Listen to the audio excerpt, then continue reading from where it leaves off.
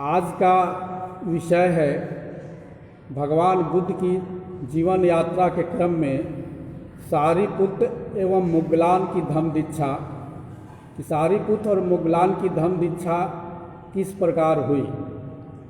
इस विषय पर आज हम लोग चर्चा करेंगे। तो जब बुद्ध राजगृह पहुँचते हैं तो पिछले रविवार को हम लोगों ने चर्चा किया था कि बुद्ध की मुलाकात राजा बिंबिसार से होता है और बिंबिसार बुद्ध का शिष्य बन जाते हैं। उसके बाद वही राजगृह में ही एक संजय नामक परिव्राजक मतलब संजय नामक एक सन्यासी रहा करते थे और उनके 250 शिष्य थे। 250 मतलब 250 सन्यासी उनके साथ रहते थे। वो 250 सन्यासी में 2 शिष्य, एक सारिपुत्र जिनका उपतिष्य भी नाम लिखा जाता है और दूसरा मुगलान जिनका नाम कोलिद भी लिखा जाता है, ये लोग भी उनके शिष्य थे। मतलब संजय जो परिव्राजक थे उनके शिष्य थे। 250 में ये लोग थे।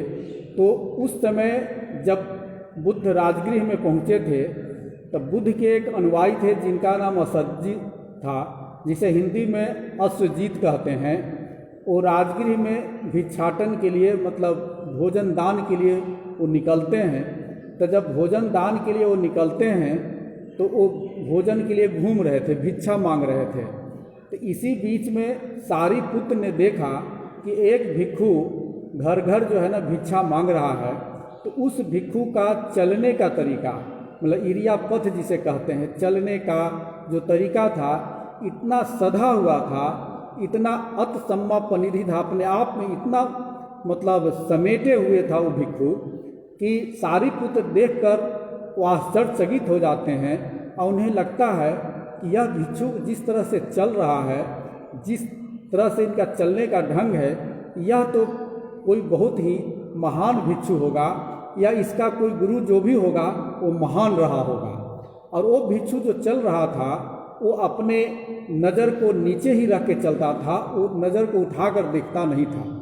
तो अश्वजीत को देखने के बाद सारिपुत्र के मन में ऐसा हुआ कि क्यों नहीं मैं इस असज्जी नामक भिक्षु के पास जाऊं और उनसे पूछूं कि तुम किसको गुरु मानते हो और किसको गुरु मानकर तुम साधु हुए हो, तुम्हारा गुरु कौन है और तुम किसके धर्म को मानते हो। ये ऐसा सारिपुत्र के मन में उत्पन्न हुआ, विचार आया। तो फिर सारिपुत्र के मन में यह भी विचार आता है कि नहीं, यह भी पूछने का समय नहीं है, क्योंकि यह असज्जी जो अश्वजीत भिक्षु हैं ये भिक्षा के लिए घर घर घूम रहे हैं। इसीलिए यह समय पूछने का नहीं है। क्यों नहीं मैं इनके पीछे हो लूँ और ये भिक्षा जब मांग लेते हैं, जब भिक्षा ले लेते हैं, तब इनके पीछे पीछे मैं जाऊं और उनसे मैं बात करूं। तो इस तरह से जब वो भिक्षु भिक्षा ले लेते हैं, मांग लेते हैं, उसके बाद वो चलने लगते हैं, लौटने लगते हैं, तो सारिपुत्र अश्वजीत के सामने पहुंचते हैं और सारिपुत्र पहुंचकर कहते हैं कि भिक्षु, तुम्हारी जितनी भी इंद्रियां हैं सब प्रसन्न है और तुम्हारा कांति जो है शुद्ध एवं उज्जवल है। तुम किसको गुरु मानते हो, तुम किसको गुरु मानकर साधु हुए हो, तुम्हारा गुरु कौन है और तुम किस धर्म को मानते हो। तो उस भिक्षु ने मतलब अश्वजीत ने कहा कि आउस, हमारे गुरु वही हैं जो शाक्य कुल से प्रवर्जित हुए हैं और शाक्य पुत्र महासमन हैं, वही मेरे गुरु हैं और मैं उन्हीं भगवान के धर्म को मानता हूँ। तो आयुष्मान ने यह पूछा कि गुरु का तुम्हारा क्या मत है। आयुष्मान मतलब सारिपुत्र ने पूछा कि तुम्हारे गुरु का क्या मत है और तुम्हारे गुरु का क्या सिद्धांत है, किस सिद्धांत को तुम मानते हो। तो असज्जी ने कहा कि मैं अभी इस धम्म में नया हूँ, मैं विस्तार से तो नहीं जानता और मैं विस्तार से बतला भी नहीं सकता हूँ, लेकिन संक्षेप में मैं थोड़ा सा बता सकता हूँ कि हमारे तथागत का, हमारे भगवान का क्या धम्म है। तो उन्होंने बताया कि जितने भी उत्पन्न होने वाले जो भी वस्तुएं हैं उसका कारण है हेतु है। मतलब हेतु से ही जो भी वस्तु है उत्पन्न होते हैं और उस हेतु को, उसके कारण को तथागत बतलाते हैं। और उस कारण के निरोध का भी बात बताते हैं कि यह हेतु से कैसे निपटा जा सकता है, इसका कैसे निदान हो सकता है। और इसी को महासमन का हम वाद कहते हैं, महासमन का सिद्धांत कहते हैं। तो यह सारिपुत्र असज्जी के जब मुंह से जब सुनता है तो सारिपुत्र सुनने के बाद बहुत प्रसन्न होते हैं और वहाँ से जाते हैं जहाँ संजय परिवारजक के जो शिष्य थे और उनके जो मित्र थे महामुगलान, जिन्हें मुगलान भी कहते हैं, उनके पास जाते हैं। तो मुगलान दूर से ही देखते हैं कि सारिपुत्र आ रहे हैं। जब सारिपुत्र आ रहे हैं तो सारिपुत्र बड़ा प्रसन्न है। तो मुगलान कहते हैं कि लगता है तुम्हें कुछ अमृत मिल गया है, तुम बहुत प्रसन्न हो। तो सारिपुत्र ने कहा कि हाँ, मुझे तो अमृत प्राप्त हो गया है। तो कहा कि सुनाओ बताओ अमृत क्या है। उसके बाद वो सारी घटना को मुगलान के सामने सारिपुत्र रखते हैं। तब मुगलान कहते हैं कि चलो, हमारा गुरु यह संजय नहीं हो सकता, ये संजय सन्यासी जो हमारा गुरु है नहीं हो सकता। हमारा गुरु तो वही तथागत बुद्ध ही हो सकते हैं और वही सही अरहत का मार्ग है, उसी से हमारा कल्याण होगा। तो हम लोग चलें और वहीं चल के उनका शिष्यत्व या उनका दीक्षा ग्रहण करें। तो ऐसी स्थिति में कहा कि और जो भी यहाँ सन्यासी हैं, क्यों नहीं उस सारे सन्यासी से भी मैं इसकी चर्चा करूं। तो सारे सन्यासी भी इनकी बात को सुनने लगे कि ठीक है, आप जो कहेंगे मैं वही करूंगा और मैं भी आप लोग के साथ तथागत के पास शिक्षा ग्रहण करने के लिए, दीक्षा ग्रहण करने के लिए चलूँगा। तो ऐसी स्थिति में ये जाते हैं अपने संजय गुरु के पास। संजय जो परिव्राजक थे, जो उनके गुरु थे, उनके पास जाते हैं। ये कोलित और उपति से जाते हैं, अर्थात मुगलान और सारिपुत्र जाते हैं और जाकर कहते हैं कि संजय को कि मैं यहाँ से जा रहा हूँ और मैं तथागत का अब शिष्यत्व ग्रहण करने वाला हूँ। तो संजय के द्वारा रोका जाता है कि तुम मत जाओ और तुम यहीं रहो। हम लोग तीनों मिलकर जो भी यहाँ भिक्षु, जो भी सन्यासी हैं, उनका हम लोग महंथई करेंगे। महंथई मतलब अब हम लोग तीन मिल के चलाएँगे। पहले तो अकेले संजय था, अब हुआ कि सारिपुत्र तुमको भी हम गुरु का दर्जा देंगे और मुगलान को भी गुरु का दर्जा देंगे। मतलब तीनों लोग हम लोग अब मिलकर इस जितने भी यहाँ भिक्षु हैं, सन्यासी हैं, उनके साथ हम लोग चलाएंगे। तो ये जो सारिपुत्र और मुगलान इस बात को स्वीकार नहीं किए कि नहीं, मैं तो जब भी जाऊँगा तो मैं तथागत के मार्ग पर ही जाऊँगा, और वहाँ से वो लोग चल देते हैं। इसकी चर्चा है कि ऐसी स्थिति में फिर संजय अपने आप को रोक नहीं पाता और हार्ट अटैक हो जाता है और संजय की मृत्यु भी हो जाती है।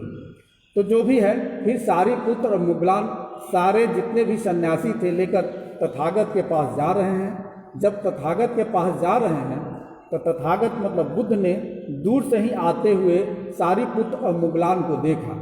तो सारिपुत्र और मुगलान को जब वो देखते हैं तब बुद्ध ये कहते हैं कि देखो, सामने से दो युगल सन्यासी आ रहा है और यह जो है भविष्य में यह युगल धम्म का सबसे बड़ा माना जाएगा, गुरु माना जाएगा, और यह धम्म के लिए सर्वस्व न्यौछावर कर देंगे। ये बुद्ध के द्वारा राजगृह के वेलुवन में इसकी घोषणा की गई, भविष्यवाणी की गई। और जो हम सब लोग जानते हैं कि बाद में सारिपुत्र धम्म सेनापति के रूप में जाने गए, माने गए, और मुगलान को जो कहा जाता है कि चमत्कार में महारत हासिल थी, इसकी भी चर्चा विनय पिटक या बहुत सारे त्रिपिटकों में यह मिलता है। तो इस तरह से सारिपुत्र ने और मुगलान ने अपने आप को धम्म के प्रचार में बुद्ध के द्वारा बताए गए मार्ग को आगे बढ़ाने में अहम भूमिका निभाते हैं। महासुदर्शन जातक एक है। महासुदर्शन जातक को जब हम पढ़ते हैं तो उसके अट कथा में यह वर्णन आता है कि सारिपुत्र का निधन कार्तिक के पूर्णिमा को हुआ था। कल कार्तिक का पूर्णिमा है, कल कार्तिक का पूर्णिमा है और सारिपुत्र का निधन कार्तिक के पूर्णिमा को हुआ था। और वहाँ हुआ था जहाँ नालग्राम मतलब जहाँ वो उत्पन्न हुए थे, उसी मकान में उपत्ति कोठे में सारिपुत्र की मृत्यु हुई, जिसे हम परिनिर्वाण कहते हैं, क्योंकि उनका निर्वाण तो पहले हो चुका था, इसलिए मृत्यु को परिनिर्वाण कहते हैं। तो कार्तिक पूर्णिमा को हुआ था सारिपुत्र का, और मुगलान की मृत्यु और परिनिर्वाण जो हुआ था वो कार्तिक के ही कृष्ण पक्ष के अमावस्या का हुआ था। ऐसा वर्णन महासुदर्शन जातक का जो अटकथा है उसमें मिलता है। तो यह जो है चर्चा त्रिपिटक में आती है। एक और कलिंग बोधि जातक नामक एक कलिंग बुद्ध जातक है, कहानी है, उसका जब अटकथा हम देखते हैं तो वो सारी यहाँ से श्रावस्ती से जुड़ा हुआ है। उसमें आता है कि वह देखा गया कि जब बुद्ध श्रावस्ती में रहते थे तो पूरा चहल पहल जेतवन में रहता था, लेकिन जैसे ही वहाँ से बुद्ध चले आते थे तो चहल पहल समाप्त हो जाता था। तो वहाँ का राजा के द्वारा कहा गया कि यहाँ ऐसी व्यवस्था होनी चाहिए कि आप नहीं भी रहें तो कम से कम लोग यहाँ आकर श्रद्धा प्रकट कर सकें, अपनी श्रद्धा या नमन कर सकें। तो ऐसी स्थिति में आनंद ने पूछा तथागत से, आनंद जो उनके भिक्षु थे, कि भंते यहाँ क्या होना चाहिए, क्योंकि आप जब नहीं रहें तो भी लोग यहाँ आते रहें। तब बुद्ध बताते हैं कि चेतिया जो है, जिसको चैत्य कहते हैं, वो 3 प्रकार का होता है। एक शारीरिक धातु पर बना हुआ होता है, मतलब बुद्ध के जो अवशेष है, शरीर का जो धातु है, जिसको हम अस्थि कहते हैं या राख कहते हैं मरने के बाद, उसके या कोई भी धातु है जो उपभोग किए हैं, उनका वस्त्र नहीं है या जो भी उनका भिक्षा पात्र है, उस पर जो बना होता है वो शारीरिक धातु हुआ। एक पारिभोगिक, मतलब उनके द्वारा जो उपभोग किया गया उस सामान पर जो बना हुआ है उसको पारिभोगिक कहते हैं। तो ये 2 तरह का, पारिभोगिक में एक यह भी आता है कि बुद्ध को जो ज्ञान प्राप्त हुआ था बोधि वृक्ष के नीचे प्राप्त हुआ था, तो बोधि वृक्ष चूंकि उसका सेवन बुद्ध ने किया इसीलिए वो पारिभोगिक चैत्य हुआ। तो ये 2 तरह का चैत्य हुआ। तीसरा चैत्य होता है उद्देश्य के समान। क्या चीज़ उद्देश्य है? तो यह वास्तविक नहीं होता, यह सिर्फ मानसिक होता है। तो इसके बारे में तो दूसरा कोई कुछ कर नहीं सकता। तो हम जब भी पूजा कर सकते हैं तो या तो चैत्य की कर सकते हैं या बुद्ध के द्वारा जो उपभोग में लाया गया है उसका कर सकते हैं। तो ऐसी स्थिति में मोग्गलान जो भिक्षु थे, मोग्गलान महाबोधि जो उर्वेला में बोधि वृक्ष था, वहाँ से पीपल का जो फल था पका हुआ, उस फल को लाकर राजा को देते हैं, राजा प्रसेनजित को देते हैं, और राजा प्रसेनजित उस फल को अनाथ पिंडक को देते हैं। अनाथ पिंडक को देकर वहाँ एक बोधि वृक्ष रोपवाया जाता है जिसको महाबोधि कहते हैं। और आनंद ने कहा कि यह तो बोधि वृक्ष हो गया, लेकिन यहाँ का जो इन्वायरमेंट है, तो बुद्ध से अनुरोध करते हैं कि आप यहाँ कम से कम यहाँ एक ध्यान सुख किया जाए, ध्यान समाधि की जाए, ताकि कम से कम यहाँ का जो इन्वायरमेंट है, जो वातावरण है, वो शुद्ध हो सके। तब बुद्ध आनंद के कहने पर उस बोधि वृक्ष के नीचे 1 रात बिताते हैं। 1 रात वहाँ ध्यान सुख में बिताते हैं और वह बोधि वृक्ष आनंद बोधि के रूप में प्रचलित होता है, मान्य होता है। सब कोई आज जानते हैं उसे आनंद बोधि, जो श्रावस्ती में है। तो महामुगलान का एक चर्चा यहाँ भी आता है कि महाबोधि वृक्ष का जो फल था, महामुगलान वहाँ से लाकर यहाँ श्रावस्ती में उस महाबोधि वृक्ष का एक प्रतिरूप वो रोपवाते हैं और उस प्रतिरूप को आनंद बोधि के रूप में जाना जाता है। तो यही है आज सारिपुत्र और मुगलान की धर्म दीक्षा की कहानी, जो त्रिपिटक में पढ़ने को मिलता है।